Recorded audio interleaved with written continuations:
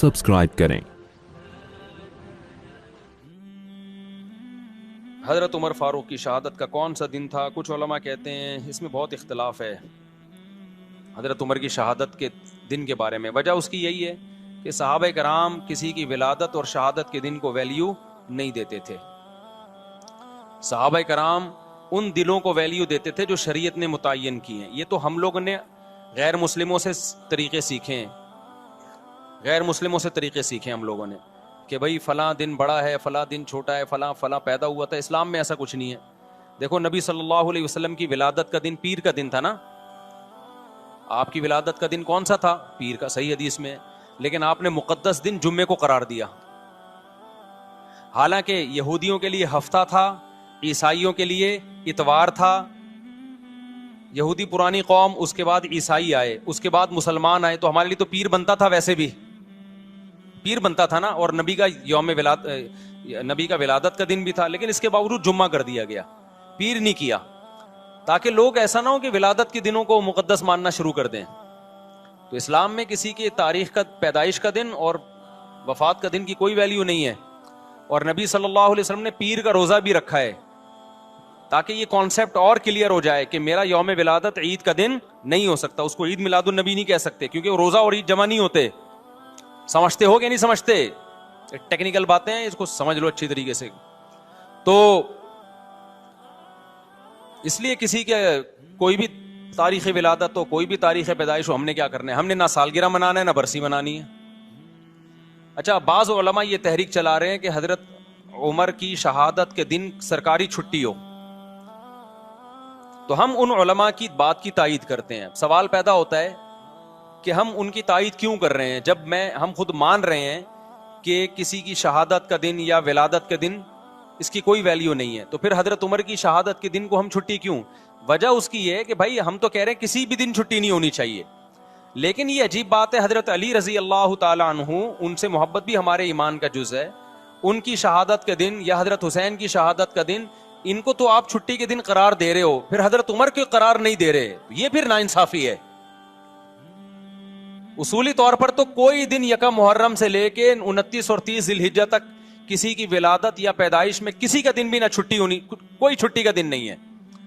लेकिन अगर किसी दिन पे छुट्टी कर रहे हो तो फिर दूसरे सहाबा को भी तो वैल्यू दो ना। तो जो उलमा कह रहे हैं ना हजरत उमर के यौम शहादत पे छुट्टी होनी चाहिए, वो इस बेस पे कह रहे हैं कि जब आप सैयदना हुसैन या हजरत अली की शहादत के दिन को छुट्टी का दिन करार देते हो, तो अहले सुन्नत वल जमात के यहाँ हजरत अली से मोहब्बत भी ईमान का जुज़्व है, लेकिन हजरत उमर की फजीलत सैयदना अली से ज्यादा है। और इस बात को हजरत अली भी मानते थे कि हजरत उमर की फजीलत सैयदना अली से ज्यादा है। तो जो उलमा कह रहे हैं ना कि हजरत उमर के यौम शहादत पे छुट्टी होनी चाहिए, वो इस बेस पे कह रहे हैं कि या तो किसी भी दिन छुट्टी ना हो, लेकिन जब हो रही है तो फिर उन दिनों में हो रही है तो फिर इन दिनों में भी हो। समझते हो कि नहीं समझते? इसकी मैं एक मिसाल देता हूं। एक केस आया मेरे सामने कि किसी खातून ने शरई पर्दा किया अपने देवर से पर्दा कर लिया। तो दूसरे देवर को, वो जो देवर जिससे पर्दा किया ना, उसको बड़ा एतराज था कि ये मुझसे पर्दा कर रही है।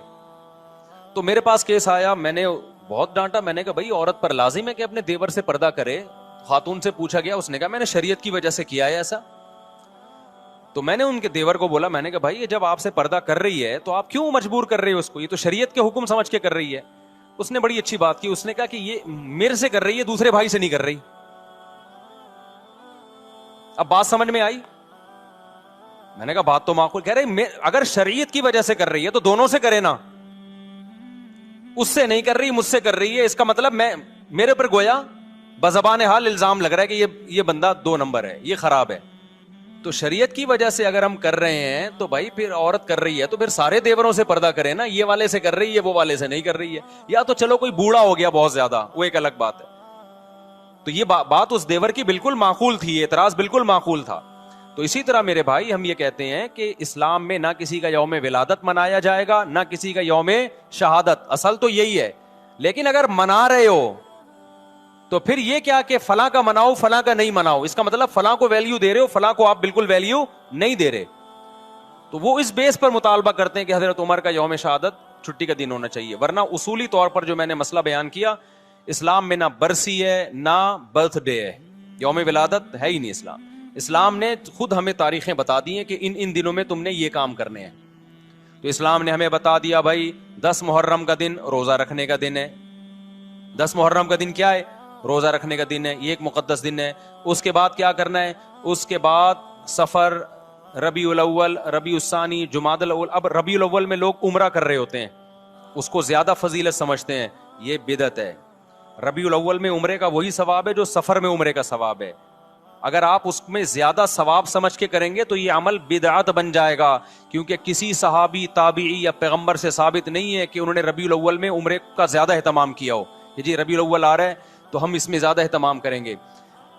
بعض لوگ سمجھتے ہیں ربیع الاول کے مہینے میں روضہ رسول پہ حاضری کا زیادہ ثواب ہے، تو یہ بھی غلط ہے. نہ کوئی ہمیں حدیث ملتی ہے کہ ربیع الاول میں آپ روزے پہ حاضری دیں گے تو زیادہ ثواب ملے گا، نہ کسی صحابی کا عمل ہے. صحابہ کی نظر میں روزے پہ حاضری محرم ہو، سفر ہو، ربیع الاول ہو، ربیع الثانی ہو، ان تمام مہینوں میں برابر تھی. کسی مہینے کو انہوں نے ویلیو نہیں دی. عرب لوگ حیران ہوتے ہیں کہ ربیع الاول میں روزہ رسول پر اتنے انڈین پاکستانی آ کے جمع ہو جاتے ہیں، یہ کیوں ہو رہے ہیں؟ وہ سعودی عرب والے اور عرب حیران ہوتے ہیں کہ بھائی یہ پورے سال اتنا رش نہیں ہوتا، ربیع الاول میں روزہ رسول پہ اتنے پاکستانی آتے ہیں. تو ان کو پھر ہم بتاتے ہیں کہ بھائی یہ پاکستانیوں کا عقیدہ ہے کہ ربیع الاول میں روزے پہ حاضری پہ زیادہ ثواب ملے گا. تو حیران ہوتے ہیں کہ یہ کون سی حدیث سے نکالا ان لوگوں نے مسئلہ. سمجھ میں نہیں آ رہی بات، میرا خیال ہے.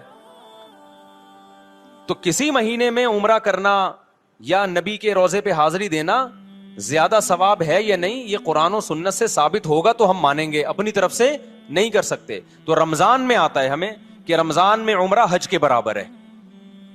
یہ بھی مبالغتاً تشبیہ دی جاتی ہے. 100% حج کے برابر نہیں ہو سکتا کیونکہ حج حج ہے، لیکن نبی صلی اللہ علیہ وسلم نے اس کی فضیلت کو بیان کرنے کے لیے کہ گویا حج کے برابر ہے. آگے پھر علماء کی اس پہ بحث ہے، اس حدیث کا کیا مطلب ہے، ابھی میں اس میں نہیں جاتا. بتانے کا مقصد یہ کہ رمضان میں عمرہ یہ بہرحال دوسرے مہینوں سے زیادہ ثواب. تو اگر آپ رمضان میں عمرہ کر رہے ہیں، رمضان میں روزے رسول پہ حاضری کر دے رہے ہیں، اس بیس پہ کہ رمضان میں عبادت کا ثواب بڑھ جاتا ہے، تو پھر روزہ رسول پہ حاضری کا ثواب بھی بڑھے گا اور مسجد نبی میں حاضری کا ثواب بھی بڑھے گا رمضان میں. لیکن ربیع الاول، محرم، سفر یہ ثواب کے لحاظ سے ایک جیسے ہیں. سمجھتے ہو کہ نہیں سمجھتے؟ تو اس لیے جب آپ نے عمرہ کرنا ہو تو اسپیسیفک ربیع الاول کا انتظار نہ کیا کریں. آپ سفر میں چلے جائیں، محرم میں چلے جائیں، آپ ربیع الاول میں چلے جائیں، آپ ربیع الثانی میں چلے جائیں، برابر ہے. اگر آپ ربیع الاول میں اس نیت سے گئے کہ مجھے ثواب زیادہ ملے گا تو ثواب کے بجائے گناہ ملے گا، کیونکہ آپ نے ایسی چیز اسلام کی طرف منسوب کر دی جس کی اسلام میں کوئی دلیل نہیں ہے. تو پھر یہ بدعت ہے. سمجھتے ہو کہ نہیں سمجھتے ہو؟ پھر وہی بات جو میں نے بھی پورے بیان میں کہی ہے کہ کوئی لوگ آپ کو کہیں گے یوں ایسے، آپ بولو بھائی ہم لکم دینکم ولی دین. وہ گرین چینل والے کرتے ہیں تو ان کو کرنے دیں، ان کا مسلک ہے.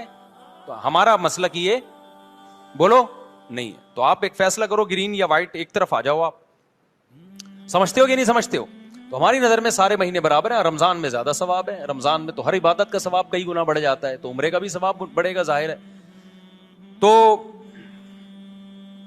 یہ برسی نہیں ہے اسلام میں، نہ یوم ولادت ہے یا نہ یوم وفات ہے. ہاں تو اسلام نے کیا کیا کہ رمضان کا مہینہ رکھا، ربیع الاول کا نہیں رکھا، ربیع الثانی کا نہیں رکھا، جمادی الاولی، جمادی الثانی، رجب، شعبان، رمضان کا پھر مقدس مہینہ. پھر اسلام نے ہمیں یکم شوال کا مقدس دن قرار دیا، وہ عید کا دن ہے، وہ بھی نہ کسی کی ولادت نہ کسی کی وفات. پھر 10 ذی الحجہ بقرعید کا دن ہے، وہ بھی نہ کسی کی ولادت نہ کسی کی وفات، وہ ابراہیم علیہ السلام کی قربانی کا دن ہے. پھر یکم محرم اسلامی سال کی ابتدا ہو رہی ہے اور سال تبدیل ہو رہا ہے، تو اسلامی سنہ ہجری کی ابتدا بھی ولادت سے نہیں رکھی بلکہ نبی کے ہجرت کے دن سے رکھی ہے، جس دن آپ نے قربانی دی، کوئی عمل کیا. سمجھتے ہو کہ نہیں سمجھتے؟ تو جو آپ صلی اللہ علیہ وسلم نے عمل کیا نا، ہجرت کی، اس کو پہلا سال اسلامی قرار دیا گیا ہے تاکہ جب وہ آئے تو ایک موٹیویشن ملے کہ بھائی قربانی ہے، قربانی دی تھی نبی صلی اللہ علیہ وسلم نے. تو اسلام میں نہیں ہے بھائی یہ ولادت اور وفات کے دن. سمجھتے ہو کہ نہیں سمجھتے؟ دیکھو اسلام وہ ہے جو اللہ رسول نے بتایا، اپنی طرف سے چلو گے نا تو ٹکا بھی نہیں ملے گا قیامت کے دن. اخپل طریقے سے آپ اللہ کو راضی کرنے کی کوشش کرو گے، اللہ راضی نہیں ہوگا، اللہ راضی نہیں ہوگا. حضرت عمر کہتے ہیں ایک واقعہ ہے کہ ایک پادری کو دیکھا جو رو رو کے نا نالیاں پڑ گئی تھی، سوکھا ہو گیا تھا، بالکل دبلا. حضرت عمر اس کو دیکھ کے رو پڑے, کہا کہ دنیا میں بھی اپنے آپ کو عذاب میں ڈالا, آخرت میں بھی عذاب میں, کیونکہ دین برحق کو فالو نہیں کر رہا, اپنی طرف سے اللہ کو راضی کرنے کی کوشش کر رہا ہے.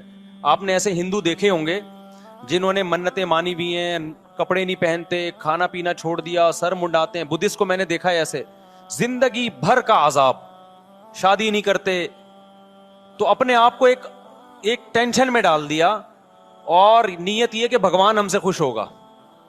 حالانکہ خدا خوش نہیں ہوتا کہ آپ سر منڈا کے گھومتے رہیں, کھانا پینا چھوڑ دیں اور آپ شادی بھی نہ کریں. کچھ ہوتے ہیں نا, ہندوؤں میں بھی ہوتے ہیں, بدھسٹ میں بھی ہوتے ہیں. ایک یوٹیوب پہ میں نے ویڈیو دیکھی, ایک ہندو کے جو پنڈت تھے انہوں نے کرالنگ کر کے سفر کیا پتہ نہیں کتنے کلومیٹر دور, اور کہا ہم نے منت مانی ہے کہ پیدل نہیں جاؤں گا, کرالنگ کر کے. وہ دہلی میں پتہ نہیں کون سے مندر میں, اتنا لمبا سفر. تو کیا آپ سمجھتے ہو کہ اللہ اس عمل سے خوش ہوگا؟ آپ نے اپنی دنیا کو بھی عذاب میں ڈال دیا اور آپ نے اپنی آخرت بھی برباد کر دی.